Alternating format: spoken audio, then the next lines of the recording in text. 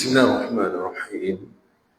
السلام عليكم ورحمة الله وبركاته. الحمد لله الذي بنعمته تتم الصالحات. أشهد أن لا إله إلا الله وحده لا شريك له، وأشهد أن محمدا عبده ورسوله. اللهم صل وسلم على هذا النبي الكريم وعلى آله وصحبه أجمعين.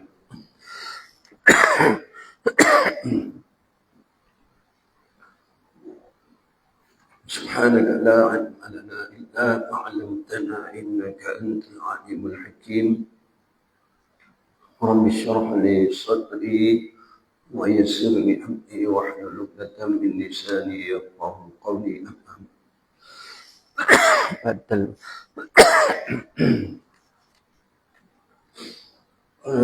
Yang semati Tuan Imam yang telah mengimamkan kita sebentar tadi, para hadirin, tuan-tuan dan puan-puan, tak lupa kepada barisan kuasa masjid yang sentiasa bertanggung lurus untuk pengimaran masjid kita. Alhamdulillah, dengan izin Yang Maha Esa Allah SWT, kita telah bertemu pada petang ini, malam ini, insyaAllah kita terus bicara tentang buku ni, buku tasawuf, tapi ia kita nak bincang perkara dalam tauhid, iaitu ma'rifatullah. Baik, kita lihat sedikit kata-kata Syekh Ibn Athaillah Sakandari sebelum kita lanjutkan. Katanya yang bermaksud, sesiapa yang benar-benar mengenali Tuhan yang Maha Hak akan menyaksikannya pada setiap sesuatu. Sesiapa yang fana dengannya akan ghaib daripada segala sesuatu. Sesiapa yang cinta kepadanya tidak akan mengutamakan ke atasnya sesuatu yang lain. Tuan-tuan dan puan-puan sekalian, siapa yang benar-benar kenal Allah, nescaya dia menyaksikan sesuatu sebenarnya dia menyaksikan Allah Subhanahu Wa Taala. Menyaksi Allah ni bukan melihat, mengenal. Asyhadu an la ilaha illallah, aku kenal, aku beriman. Menyaksi ni melihat. Baik, setiap sesuatu ni sebenarnya orang yang satu level yang tertentu dia kenal, dia lebih kenal Allah daripada benda tu. Allah cipta alam ini untuk kita kenal dia, bukan kenal alam ni. Allah cipta matahari bukan untuk kita kenal matahari. Allah cipta bulan bukan untuk kita mencintai, mengenal bulan semata-mata. Di sebaliknya, siapa yang menciptakan matahari, siapa yang menciptakan bulan, yang itu disuruh kita kenal. Jadi Allah pantulkan dalam dimensi alam ini supaya manusia kenal Tuhan yang menciptakan alam. Bukan orang sibuk dengan alam, empat lagi cinta dunia, cinta alam ni, tetapi tidak mencintai Tuhan. Itu yang masalah kita. Lihat pada diri kita, daripada ujung rambut sampai ujung kaki, semua ni Allah yang cipta. Kalau Allah cipta tangan contoh, kenapa kita nak gunakan tangan membuat perkara yang salah, berdosa? Sebab dia nikmat Tuhan. Tangan ni terima rasuah, beri rasuah, mencuri, merompak, melukakan, membunuh. Kenapa jadi begitu? Sebab tak kenal Tuhan. Itu sebenarnya. Walaupun dia pandai sebut, kalau kenal, dia takkan buat. Tangan ni nikmat Tuhan jadikan. Mana boleh kita nak buat jahat? Tadi pun Imam sebut dalam ayat pertama, rakaat pertama,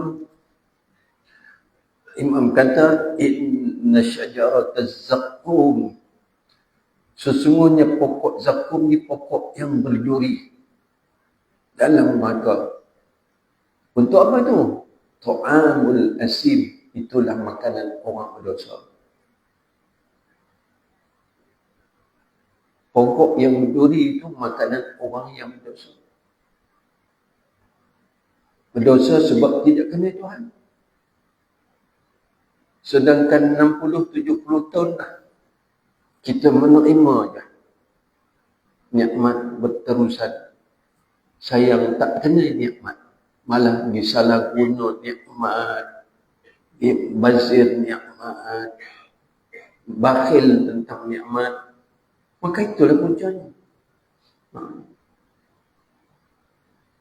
Maka betullah, siapa yang benar-benar mengenali Tuhan yang maha hak, maha benar, akan menyaksikan Allah pada setiap sesuatu yang ada, yang kita lihat, yang kita tidak nampak, semuanya Allah. Bila kita tengok satu benda, Allah yang menciptakannya. Kalau indah, menunjuk kata keindahan Allah.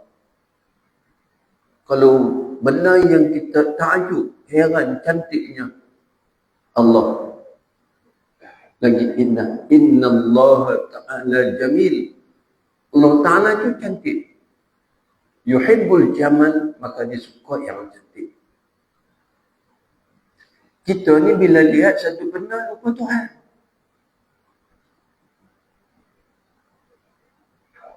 Orang yang iman yang mantap, bila ingat satu benda, ingat Tuhan.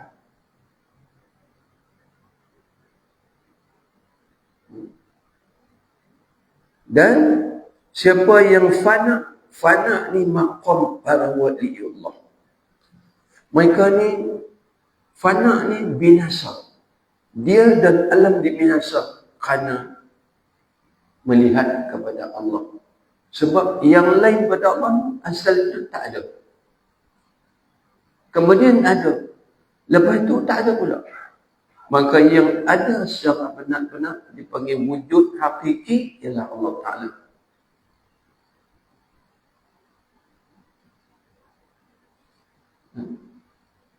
Kita ni wujud majazi, pinjaman.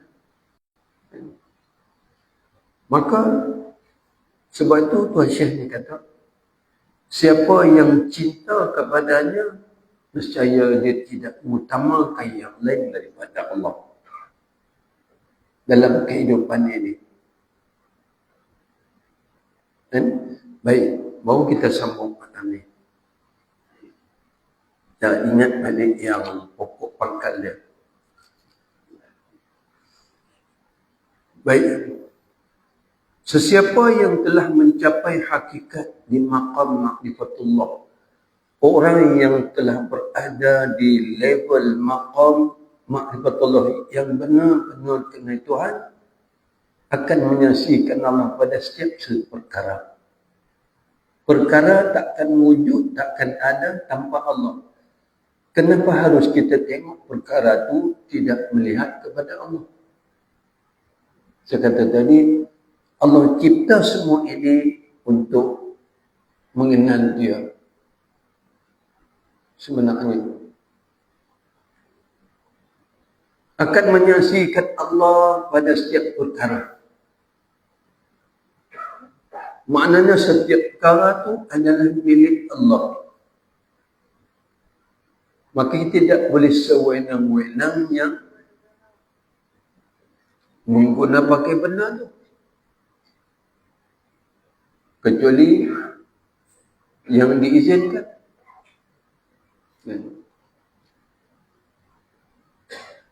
Tanpa ghaib daripada dirinya. Sesiapa yang mencapai hakikat di maqam fana pula, tinggi lagi. Sebab itulah Al-Hallaj berkata, dia pergi Mekah kali pertama, dia nampak Kaabah, tak nampak Allah. Dia bagi contoh lah. Pergi kali pertama, dia nampak Kaabah, tak nampak Allah. Dia pergi kali kedua, dia nampak Kaabah, nampak Allah.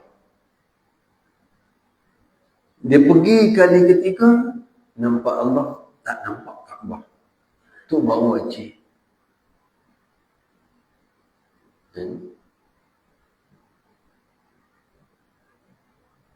Bila kita sudah tentulah kita masuk pintu utama tu, kita berjalan sikit dah nampak ada hitam-hitam rupa Kaabah tu. Kita punya seronok, ya Allah, dah sampai menangis, lantas menangis kerana terkesan dengan melihat Kaabah tu. Sama ni tu lihat dalam handphone, dalam TV, nampak realiti. Dia punya seronok. Allah kat mana ketika itu?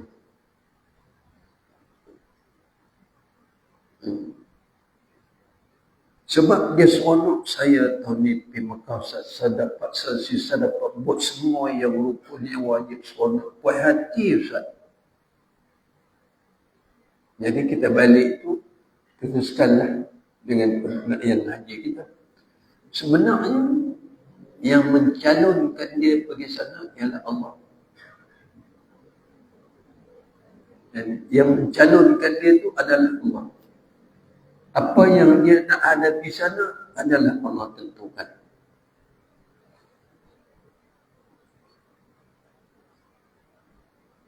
Jadi mana bukan kita tunggu pergi sana baru kita nak akrab dengan Allah. Malah di sini lagi. Di sana, di sini, di sana tadi. Kadang-kadang kita nak pergi Mekah, biasalah orang kita rapatlah ke masjid, mana sikit, kerap sikit, doa sikit. Gitu doa kan, saya nak ke sana ni. Bila balik sana, balik daripada Mekah, kita rajin ke masjid, lepas itu hilang. 3 bulan hilang. Maaflah, bukan kita sini, orang lain. Dengan serban, pakai serban lit-lit, lepas itu buang satu-satu lah. Tak ada. Sebab dia kerana nak pergi Mekah, tanpa memikir siapa yang mencalonkan dia. Dan ini yang kita perlu faham. Ma'rifatullah itu cukup penting.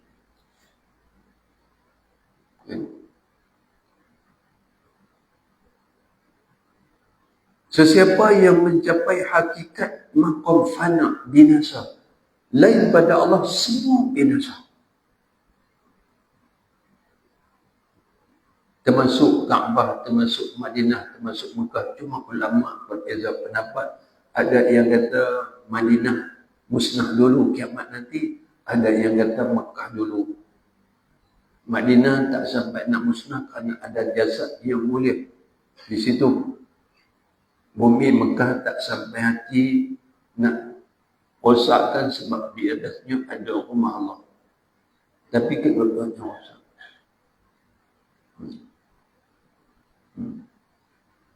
Dia juga akan raib daripada selain Allah, termasuk daripada dia.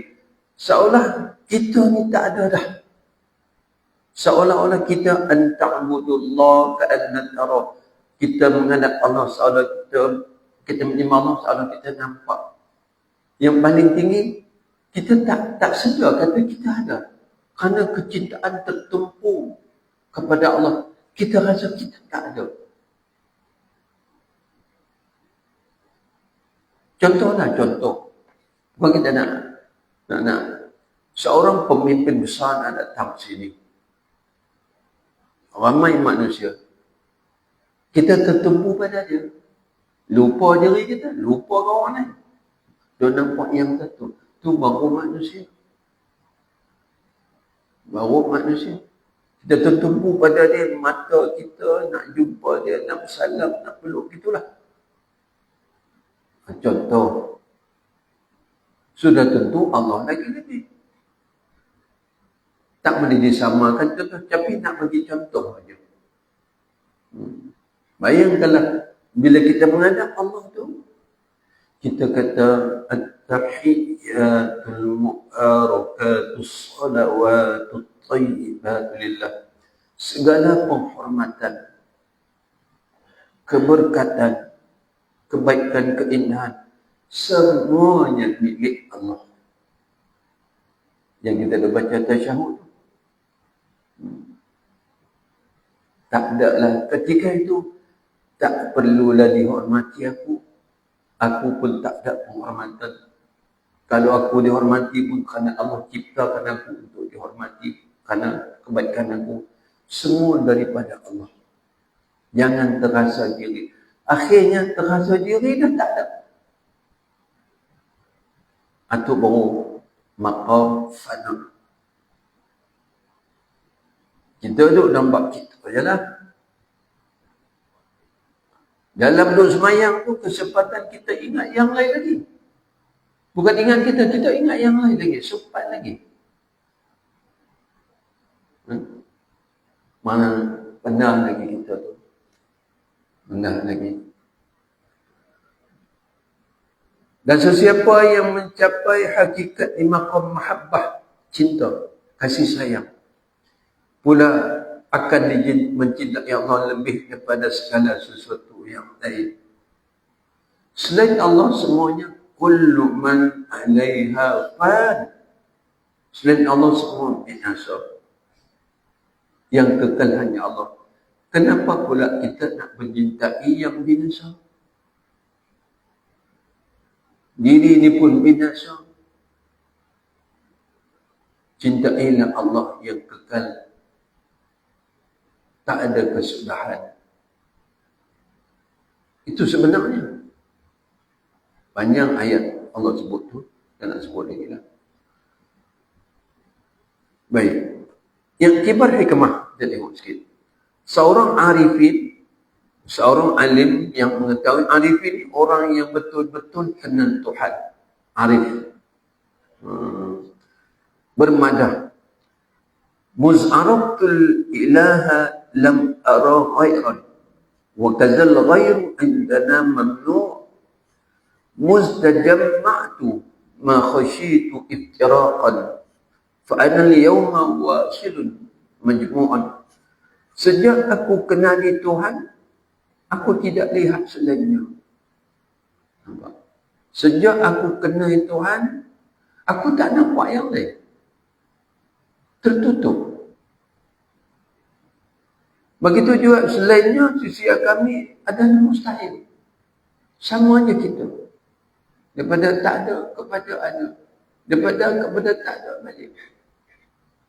Kira hakikatnya tak ada lah. Sejak aku berhimpun, aku tidak takut perpisahan. Kita takkan berpisah dengan Allah. Ni nak raya korban. Tujuan buat korban untuk mendekatkan diri kepada Allah.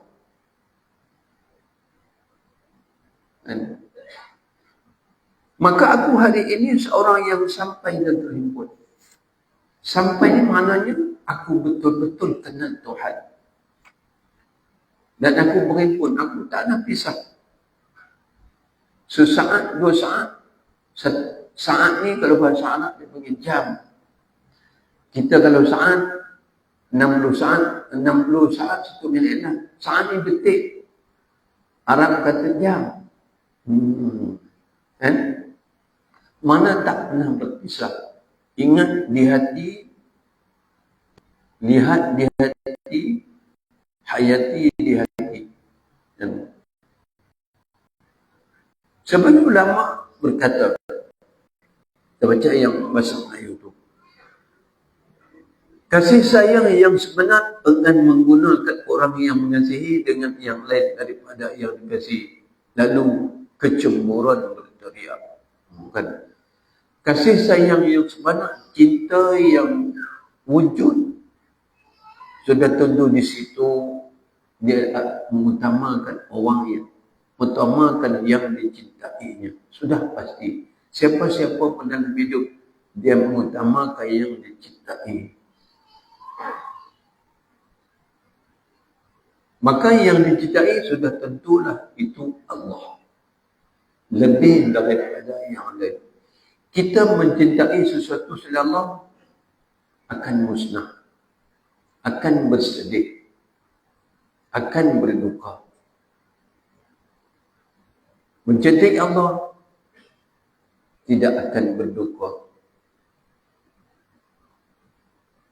Tak salah kalau mencintai yang lain.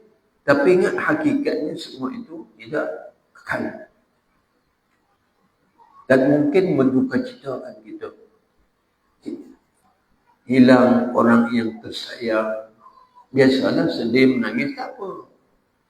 Tapi janganlah sampai orang tak lalu makan, namuru kerana kehilangan orang yang sayang. Itu tak boleh lah. Sebab kita kena utamakan Tuhan pasal itu. Kan? Murung, berduka cita, kan? Kerana kehilangan seorang.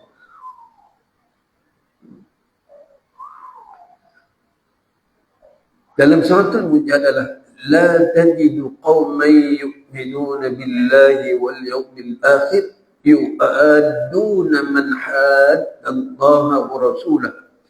Kamu, wahai Muhammad, tidak akan dapati sesuatu golongan yang beriman pada Allah dan hari kiamat, berkasih sayang dan bertolong-tolongan dengan siapa yang menentang Allah. Di sana tak ada. Kita fardan seorang-seorang. Anak, keluarga, harta benda, berseorang-seorang kita. Di sini ramai. Ketika di puncak kejayaan kita ramai.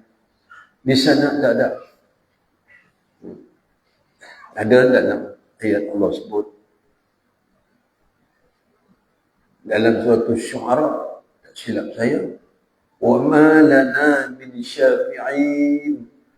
Ya Allah, kami tak ada penolong hari ini.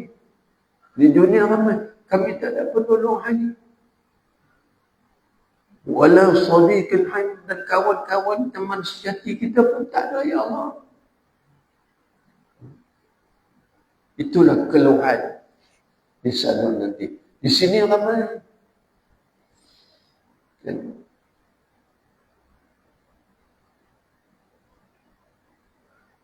Syekh Qutb berkata, tadi hubungan darah dengan kerabat terputus di perbatasan iman. Iman akan berpisah, terputus antara Nabi dengan bapa saudaranya Abu Talib, antara Nabi Lut dengan isterinya, antara isteri dengan Fir'aun, antara Nabi Nuh dengan anaknya Kan'an, terpisah kerana perbatasan iman.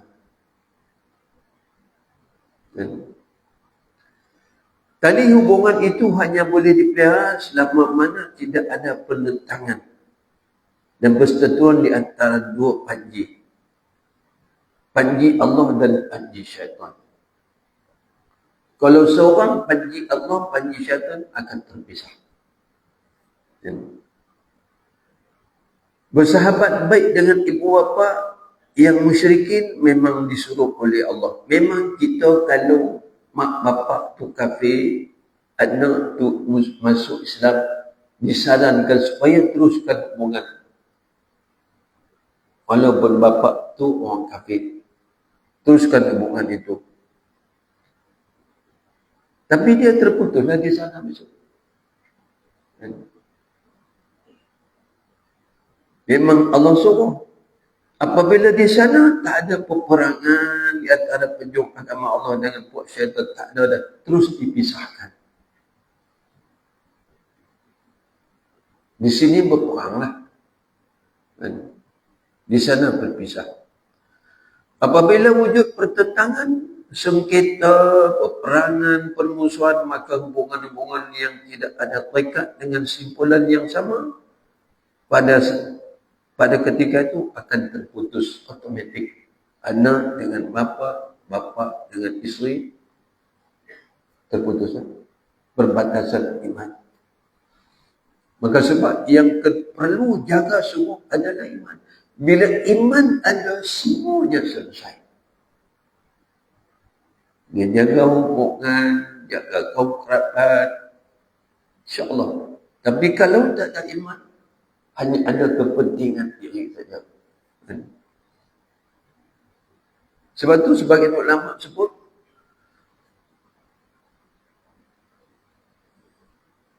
sambung-sambung ni. Sayyidina Abu Ubaidah radhiyallahu anhu membunuh bapaknya pada hari perang Badar. Dia bunuh bapak. Sayyidina Abu Bakar As-Siddiq beradab untuk bunuh anaknya Syaikhul Rahman. Nampak tu? Tu pertalian keluarga. Tapi kerana sempadan iman tu. Sayyidina Mus'ab bin Umair membunuh saudaranya Ubaid bin Umair. Sementara Sayyidina Umar, Hamzah, Ali, Ubaidah dan Haris radhiyallahu telah membunuh beberapa orang daripada ahli keluarga masing-masing. Kerana perbatasan iman. Mereka mengabaikan hubungan darah dan kekeluargaan serta memandang kepada hubungan agama dan akidah sahaja. Hubungan agama, akidah tidak terputus. Keluarga terputus kerana berlainan agama.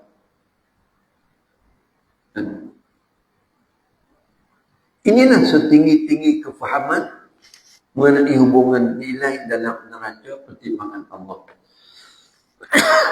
Itu sebab tu Allah perintah supaya kita sesama Islam akrab, ukhuwah, mahabbah, kesatuan, supaya di sana akan bertemu kembali. Dan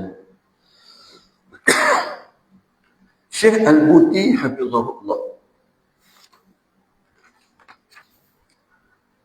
dia kata, ketahuilah bahawa orang yang beriman dengan Allah mesti mempunyai sebahagian daripada 3 sifat ini. Apa dia? Yang pertama, dia mesti menikmati suatu daripada ma'rifatullah. Dia kena ketahui, kena belajar, kena dalami. Usaha untuk kenal Allah tu kena buat. Kena ada.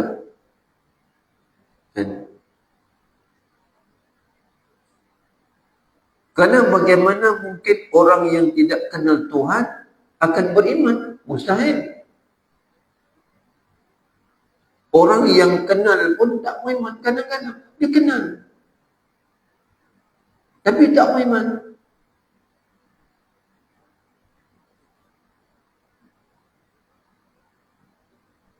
Selain itu, orang mukmin juga mestilah menikmati suatu daripada sifat ghaib daripada selain Allah. Kerana bagaimana mungkin orang yang sentiasa terikat dengan selain Allah akan beriman?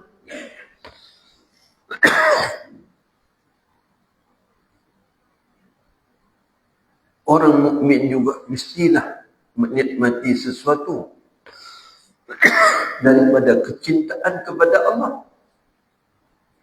Kerana bagaimana mungkin orang yang seluruh cintanya bukan kepada Allah akan beriman? Kan? Jadi mana semua itu mustahil. Maka sebab itu tuan-tuan, usahalah, belajarlah, dalami bagaimana untuk mengenali Tuhan sehingga kita kenal Tuhan, kita utamakan kewajipan yang dikenakan atas kita dan kita cuba jauhkan dari perbuatan yang ditegah oleh Allah. Kita baca lah. Ghairil maghdubi alaihim. Bukan jalan yang kau marah.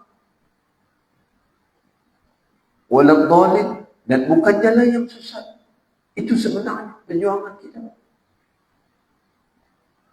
Mana-mana saja jalan yang menyebabkan Allah marah, kita jauhi. Berdasar pada iman. Bukan berdasar pada hukuman dunia.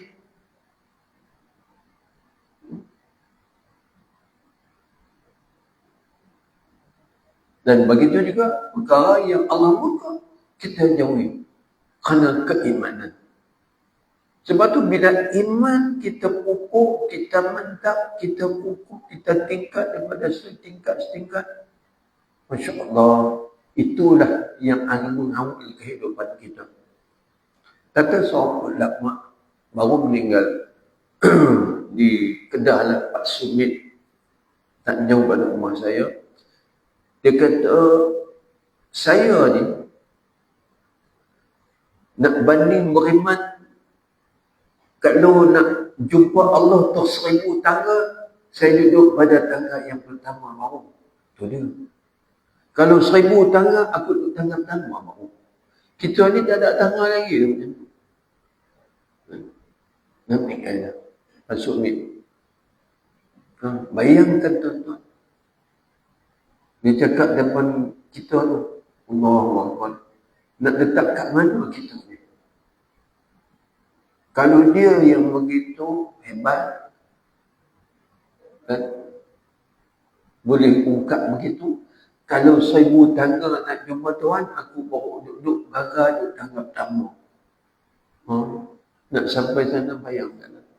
Mana keimanan itulah yang sebenarnya. Bila semua orang beriman, insya-Allah kita dapatlah menikmati kestabilan, kedamaian hidup. Undang-undang ni saya tak takut. Malah ditunjuk, tak digantung dalam TV pun. Dan dadah dia mengira dadah macam tu biasa. Tak takut. Itu tak digantung tu. Jadi makna kita kembalilah, berusahalah untuk lihatlah apa yang terjadi, kenalilah ciptaan Tuhan yang semua Allah cipta ni untuk kita mengenal dia. Itu sebenarnya. Jangan mengenal ciptaan, mengkaji ciptaan, tetapi tidak pernah beriman mengkaji tentang Allah Ta'ala. Maka sebab itulah kita tak akan selesai. Bila iman sudah tak ada, habislah dunia ini. Manusia akan mengutamakan nafsu. Apa saja untuk menyusun tata kelola dunia ini disusun oleh nafsu, hancur. Maka sebab tu sama-sama tuan-tuan, hanya saja iman yang kukuh, iman yang mantap, itulah menyelamatkan kita dan semua orang. Kan? Jadi selagi manusia, kadang-kadang contohlah, manusia tak makan babi. Kalau tanya, why mana boleh? Tapi dia tinggal semayang. Babi tak makan tapi tinggal semayang. Babi semuanya. Tinggal semayang itu dosa besar. Yang paling besar.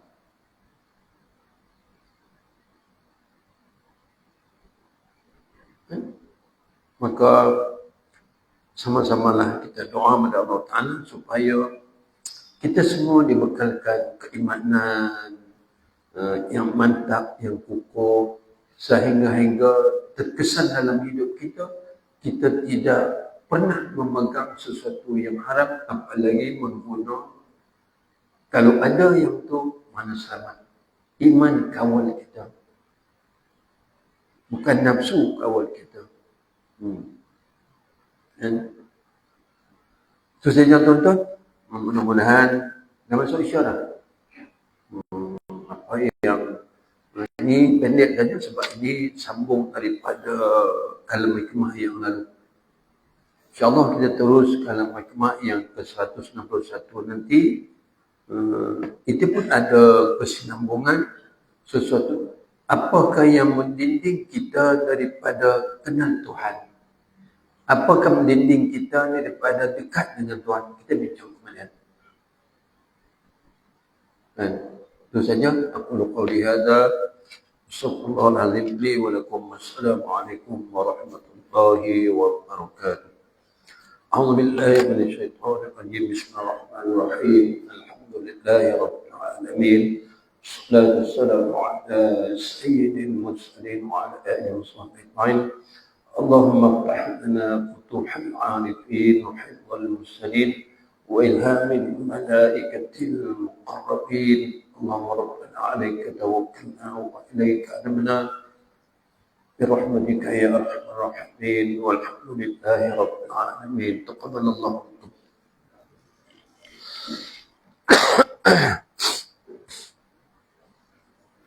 الله أكبر. لا تقول